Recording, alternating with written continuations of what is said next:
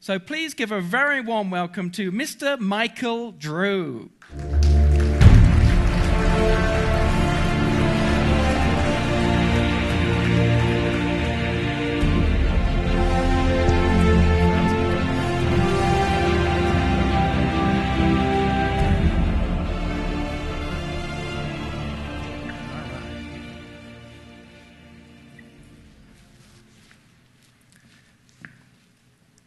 If our fathers are models for God, and our fathers failed us, what does this tell us about God?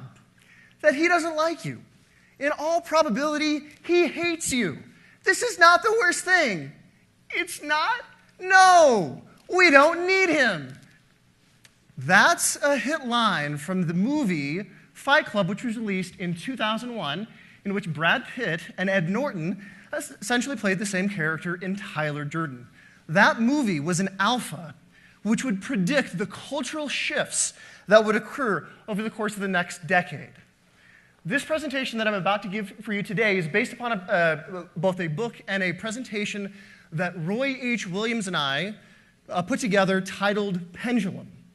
In this presentation, the book, which is set for release September 4th, what we talk about is how society changes every 40 years from a me-based mentality to a we-based mentality. We have recently, as of 2003, made the shift from me to we. Blackie Sherrod, the famous sports writer, stated, "The reason history must repeat itself is because we pay so little attention to it the first time." In Solomon we read, "The thing that has been is that which shall be, and that which shall be is that which shall be done. And there is no new thing under the sun. Is there anything whereof it may be said, see, this is new? It has already been of old time which was before us." In 2003, Roy H. Williams proclaimed that we're about to finish 1963 for a second time. You see, in the 1960s, there were 74 million teenagers glued to the radio, ready to take over the world. Today, there are 72 million teenagers ready to take over the world, and they're glued to the internet. Let me repeat that. In the 60s, 74 million teenagers glued to the radio. Today, 72 million teenagers, almost the same number, glued to the internet, ready to take over the world. The question is, do you know the passions of these teenagers? Do you know the bonds that bind them? You see, the teenagers are the future of the world. The teenagers are the future of marketing. What occurs in society is that the youth come up with a new idea and they sell it up to their parents, who sell it up to their parents. If you want to know where we are today and where we're headed in terms of marketing, you must know where the teenagers are today. If you want to understand the changes happening all around you in modern society, there's one of two things you can do. Number one, fool yourself into believing that these changes won't impact your business. Contact me in 2 or 3 years and let me know how that worked out for you. Or, number two, find something or someone like the Rosetta Stone to decipher the attitudes and desires and beliefs of today's youth and society. Just as it took interest, time, and hard work to decode the hieroglyphics from the Rosetta Stone in 1799, you will have to pay the same price to understand today's youth and the world that's changing all around you. So, how will the future be different than the past? And what are driving these changes? YouTube, Facebook, and Google are the Dean Salinger of this new generation. Where baby boomers rejected conformity, today's civic or we-based generation reject pretense. Born into a world of hype, their internal BS meters are highly sensitive and blisteringly accurate. Words like amazing, astounding, and spectacular are translated as blah, blah, blah, blah. Consequently, tried and true selling methods that worked as recently as just 2 years ago are working far less well today. So what exactly are the forces at work? Hope we don't live in Mayberry no more. Childhood's innocent mischief is nearing an extinction, which is a side effect in the explosion in technology. Tom Sawyer and Huckleberry Finn have become dusty icons of an earlier North America. And today's kids are finding it more difficult than ever to relate to the drawings of Norman Rockwell. Most kids have never sat at that Thanksgiving table, played marbles, or gone skinny dipping. Today's kids are a savvy, streetwise generation that was never given a chance to be naive. The principal changes taking place are these. Number one, word of mouth has grown into the muscular beast known as interconnectivity, and it moves at lightning speed. Technology is rewriting the rules of commerce. Online chat rooms, blogs, and instant messaging are ensuring that whether good or bad, the word gets out. We're moving into an era of transparency in which it will become harder than ever to win new customers through PR and advertising alone.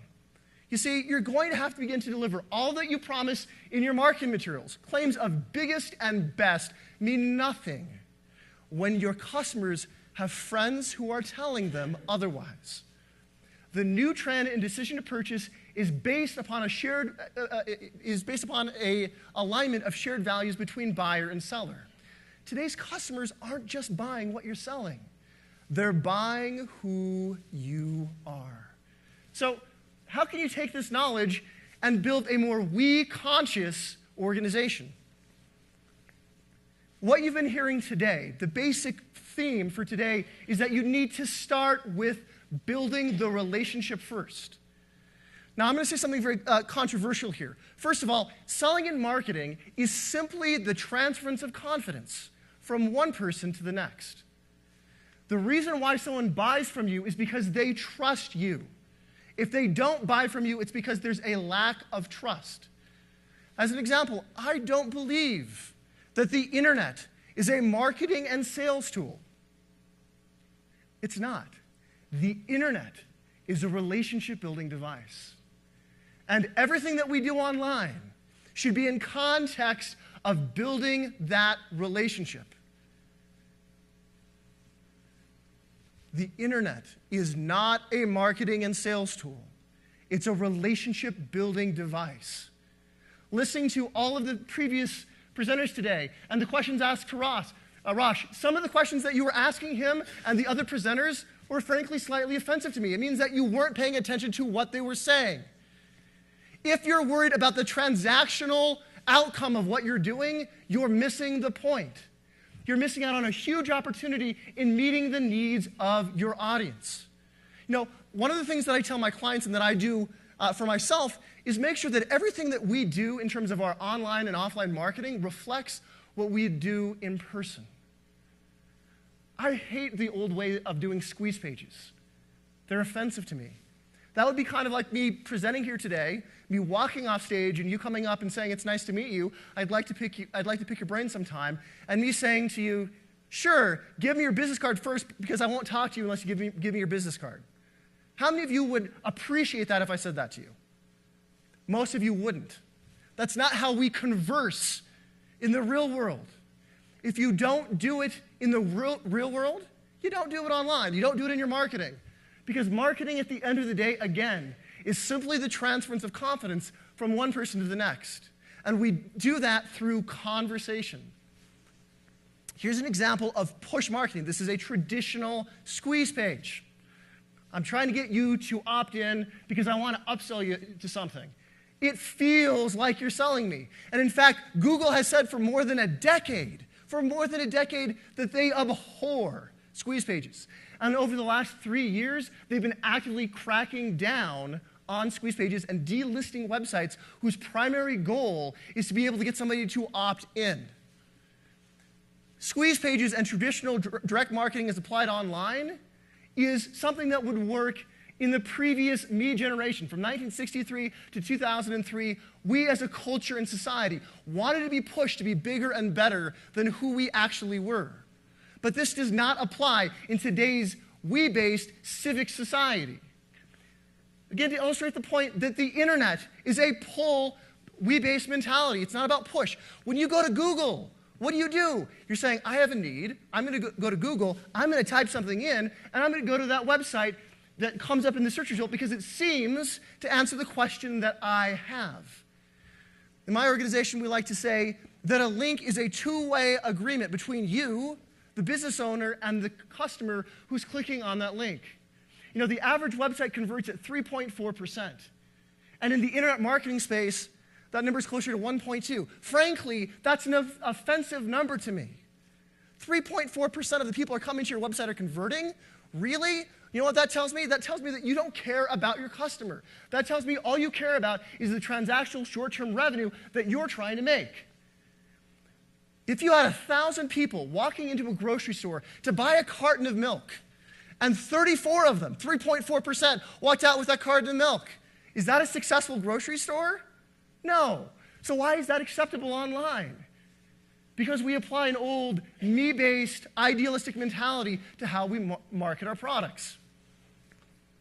Even Google has recently made some really major modifications to how they do search results.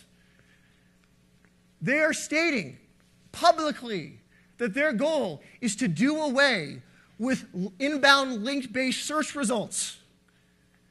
It used to be when the internet came out, the only way that Google or Yahoo or any of the other search engines could validate the quality of a site was based upon the number of inbound links. But that's not true anymore, because the internet marketing community went and said, we're going to find ways to manipulate the algorithms. So what are they now saying? They're saying, number one, in the future, when we do away with link-based algorithms, we're going to look at the amount of traffic to the site. But not just traffic, because they don't want junk traffic going to the site, but rather they want to see the quality of the traffic. What does that mean? Time on site. So what that means to us as business owners and internet marketers is that we have to understand who our customer is. We have to, as Roy H. Williams would say, we need to speak to the meat at the heart of the dog, speak to the felt need. We actually have to run good businesses that do something. And of course, they're going to be looking at where that traffic is coming from. They don't want their algorithms manipulated so that someone can get to the top of the search engine. They actually want to deliver to those who are doing searches, their customers, real valuable content. As part of that, they're going to be putting a heavy emphasis, and they're already starting to do this, on social media. Specifically, right now, they're putting a high emphasis on Google Plus and on YouTube. It used to be online that content is king and linking was queen. But Google is saying that's not true anymore. They're actually saying that unique content is king. Unique content.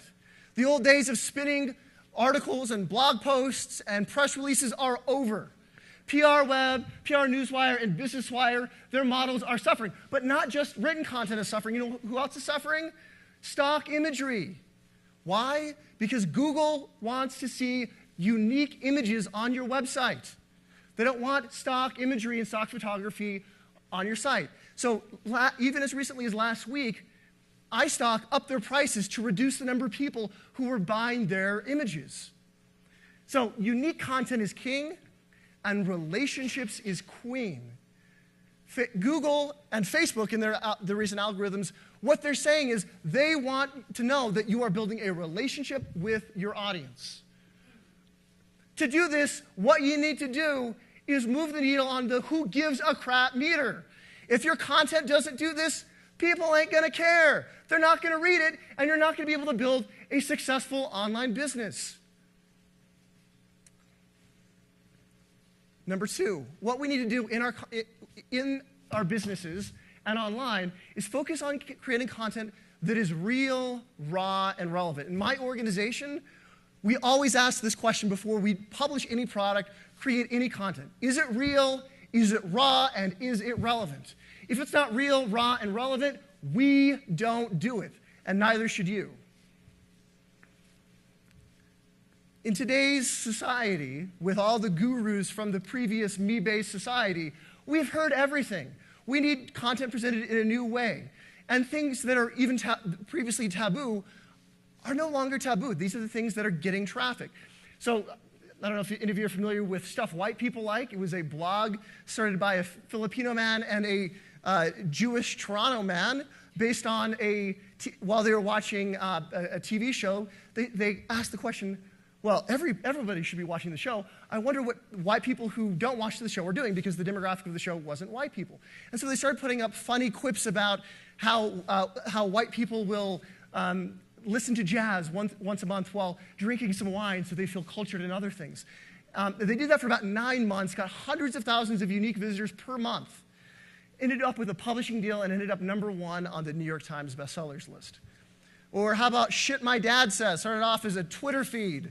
The Twitter feed said some really fun, controversial things about what Justin Harper's dad said, turned into a TV show and, of course, a hit book. There's another site called Single Dad Laughing. A single father with a child who started talking about his real life, and the rants that he did got massive. Here's an article, I'm Christian unless you're gay. It had 375,000 unique shares. The other thing that you need to consider is that you need to be patient in building your relationship. In the real world, when you and I have a conversation, how long does it take for you to want to have a real long-term relationship with me? The problem with most marketing today, most internet marketing, is it's so transactional based, it's so focused on the immediate revenue that it doesn't understand the actual length of time it takes to build the relationship. And again, what we do online should be reflective of what we do, it should be reflective of what we naturally do offline. Building relationships take time. So you need to be patient when building your relationships. The relationships don't happen overnight. Number 4, you need to be interesting to your customer. You need to activate their pokey little puppy. You need to be able to give them content that gets them excited about wanting to engage with you. Because guess what? Relationships are based upon engagement between two people. If you cannot activate their pokey little puppy, get them excited about engaging with you further, finding out more about what you're talking about, you've got a transaction-based business. Number 5, magic happens when your goals meet the values of your audience. A product or service sells when your goals and values meet the goals and values of your customer. If your goals and values are up here and your customer's values and goals are down here, the product ain't going to sell. You've got to create an alignment. So the first thing that you need to do is define what your company values are. And I don't just recommend, it was mentioned earlier, make sure that there's an audience for your product. First and foremost, make sure that the product or services that you're selling are in alignment with your values. Because this goes back to the issue of passion. If they don't align with your values, you're not going to do what's necessary to make it succeed. The second issue is make sure that the product is in alignment with the values and goals of your audience. So let me give you a quick tool, an example of how I do that with my organization. Most marketing is demographic-based. And the problem with demographic-based is that it doesn't speak to the underlying felt need of who our customers are. And if we want to emulate relationship building online, because the internet is a non-intimate form of communication, and a one-on-one conversation between you and I is an intimate form of conversation, if we want to emulate intimate conversation in a non-intimate environment, we need to understand who our customer is, not only demographically, but psychographically. We have to understand the underlying psychology of who our audience is. So play along with me for a moment, if you will. What I'd like you to do is, we're going to show you how demographic targeting doesn't tell you the underlying felt need of your audience. Pretend for a moment that you run a business in New York, Manhattan, New York. Your target audience are men between the ages of 35 to 45. They make between $65,000 to $95,000 a year. They work in marketing, PR, or advertising. We'll say that they're between 5'2" to 5'6" in height, balding, wears glasses, probably a little bit overweight. Is that some pretty clear demographics? Okay. So then pretend for a moment that you lose your wallet in Manhattan, New York, and someone representing that demographic comes across your wallet on the ground. What do they do with it? The answer is we really don't know. They could walk over the wallet. They could pick it up. They could pick it up and steal your identity. They could pick it up and return it to you. They could pick it up and return the wallet to you and keep the money. They could pick it up and turn it over to the police. The reality is that demographic targeting does not tell us the underlying motivation of what our audience would do. But what if I were to tell you that that person who found your wallet was George Costanza from Seinfeld? What would George do? Well, for those of you that know the show, probably what would happen is there would be a 30-minute episode about it. George would take the wallet home, and Elaine would say something like, oh, you've got to return it to him. And Kramer would come up with something crazy like, it's a CIA conspiracy. And Seinfeld would come up with something more practical like, well, just turn it over to the police. It's too much of a hassle. But I think what would happen is that George would keep the money and return the wallet. And his justification would be, well, I'm a mensch, I'm a good person, and someone more nefarious could have found this and stolen the wallet, and they won't begrudge me for taking this money as a thank you for returning their wallet to them. Does that seem pretty realistic for you for George to have done? All right. So how do we know that? As I mentioned before, TV shows, movies, works of fiction are non-intimate forms of communication. Yet we know what George would do likely better than we would know what our next door neighbors would do with that wallet. Because the writers of the show know how to speak to the underlying felt need of their audience, both demographically but more important, psychographically. So what I advocate in marketing, when you're marketing through non-intimate forms of communication, is to imitate what they do on TV shows and on movies, which is to create fictional characters that are known as personas. You take demographic data, which is relevant data, and psychographic data, and combine them together in the creation of fictional characters that are the representation of an overall segmentation of your audience. Now, the psychographic tool that we use is Myers-Briggs, but by doing that, we're able to better connect with who our audience is. We use personas as a tool to increase the effectiveness and the conversion rate of what we're doing. And I'll tell you that Future Now Inc., who was founded by Brian and Jeffrey Eisenberg, have been applying this in corporate America for more than a decade. And their conversion rates for their corporate clients are no less, to sell regardless of the product, of 8%, usually in the range of 10 to 12%, because they understand the underlying psychology of who their audience is. Now, in most personality testing, they usually break it down into 4 major temperament types. The way that we're going to break this down for you is deliberate versus quick decision makers and logical versus emotional decision makers. In the top right-hand corner, we have the quick, logical decision maker. We call these the competitive. I'm a competitive person, as you probably can tell from this presentation. I'm about goal and the way to the goal. I want to get there as quickly as possible, and I don't really care how I get there. In the top right-hand corner, we have, or top left-hand corner, we've got these, oh, there we go. Top right-hand corner, we've got the spontaneous. The spontaneous often get distracted by bright, shiny objects. I have a friend of mine, his name is Mark Effinger. When I present on stage with him, I have to stand on stage because he gets distracted by a bunch of bright, shiny objects, which happen to be the audience. At personal development space, in the personal development space and the biz op space, most of who you're marketing to are the quick decision makers like the spontaneous. In the bottom right-hand corner, we have the methodical. Methodical types make up about 40% of the population. They're about processes and systems. It's about black and white and absolutes. They make up about 40% of the population in North America, and most of you do a really terrible job promoting to the methodical. Now, people like Stephen Covey and the Covey Leadership Organization or the Landmark Education Group do a phenomenal job marketing to the methodical. And finally, in the bottom left-hand corner, we have the humanistic. The humanistic type, it's all about relationship. It's all about making sure that everyone else around them is taken care of first before they take care of themselves. Let me quickly, I'm a little bit over here, let me quickly demonstrate how this is demonstrated in buying. In the top right-hand corner, we have, this is buying eggs. So what do competitive type of people want? We want the best products or services that we can buy. So if you look up there, we've got omega-infused eggs, because as a competitive, I want the best darn eggs that I can buy. In the top left-hand corner, we've got an Egg McMuffin, because unless the spontaneous is a chef, they're not going to take the time to buy the eggs, let alone go and cook the eggs. In the bottom right-hand corner, we've got buy one, get one free for the methodical, because they don't want to be wrong. They want to get the best price they can get. And in the bottom left-hand corner, we've got cage-free eggs, because to the humanistic, chicken are people too.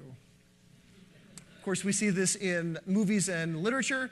In the top right-hand corner, we've got Gandalf, the competitive. He sees the bigger picture. He knows where things are going. He's moving everybody like pieces on a chessboard. Top left-hand corner, we've got Aragorn, the king, who doesn't want the responsibility of being king, so he wanders the wilderness and is known as Strider. In the bottom right-hand corner, we've got Samwise Gamgee, who's our methodical. His role within the book and the movie was to make sure that Frodo got to Mount Doom, to make sure that the ring got destroyed. And of course, in the bottom left-hand corner, we've got Frodo, who had an appreciation for everyone, including Gollum. He felt bad for Gollum. He could empathize with Gollum because he had to carry the ring as well, even when Gandalf didn't like him. Of course, we've got American Idol, or at least the original American Idol. I mean, top right-hand corner, is there anybody more competitive than Simon Cowell? Top left-hand side for our spontaneous, we've got Paula Abdul. And I don't really know what her problem was, but you never knew what you were going to get with her when she was on the show. Bottom right-hand corner, you've got Ryan Seacrest. Ryan's goal on the show is to keep it moving, make sure things are done on time. He'd probably be upset with me right now because I'm over. And then in the bottom left-hand column, you've got Randy Jackson, who's the humanistic. And while he can be pointed on the show, he tries to do it in a loving way because he's a humanistic. We also see this in terms of how the internet works. These graphs that I'm quickly going to show you were done by a gentleman who's considered the conversion analyst in the entire world. His name is Jacob Nielsen. And this actually takes the personas, the personality types that I just listed, and maps out what they would do on the US Census Bureau site. So we're going to start off with the competitive. As a competitive, while I intellectually know that I don't know everything, when I'm researching data, I act as if I know everything. So what are we looking for on the site? The top-level information to find out what you know that I don't already know. We've got the methodical. Well, the methodical is looking for everything. So what is the methodical focusing on? Everything. He's all over the site. He's looking at all of the detail. Then we've got our spontaneous. And again, as I mentioned before, the spontaneous easily get distracted by bright, shiny objects. And the primary focus here is on that image, because that's a nice, bright, shiny object on a very boring site. And then finally, we have the humanistic. The humanistic's primary focus on this site is on the actual Census Bureau number, the number of people that live in the US. Why? Because the humanistic care about people, and they want to know about the number of people who are living in the US. As the final reverberations of the baby boomers fade over the horizon, we're beginning to hear the sound of the new brand of marketing, promotion, and branding. And it's the sound of real. Today's customers are hungry for reality and truth. The number one thing that I want to get across right now to you is, when creating your business, when creating products and services, make sure that your products and services are in alignment with who you are, that you can firmly stand behind what you're doing. Because if you can, as was mentioned earlier, so will your customers. I think Carl Rogers said it best when he said, "What I am is good enough. If only I would be it openly. And what you are is good enough. Be it openly." Thank you.